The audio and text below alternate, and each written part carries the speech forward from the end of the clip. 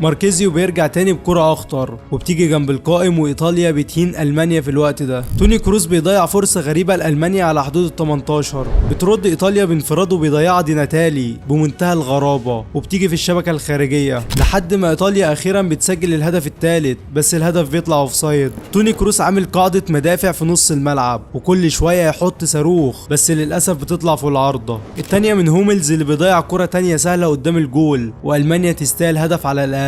اوزيل بيحط بعدها كرة حلوة وبتيجي جنب القائم بكام سنتي. بعد الضغط الالماني ده كان لازم يجي ضربة جزاء، وبيخش لها اوزيل اللي بيحط ضربة جزاء مثالية بستايل حلو. يتقدم اوزيل، جول،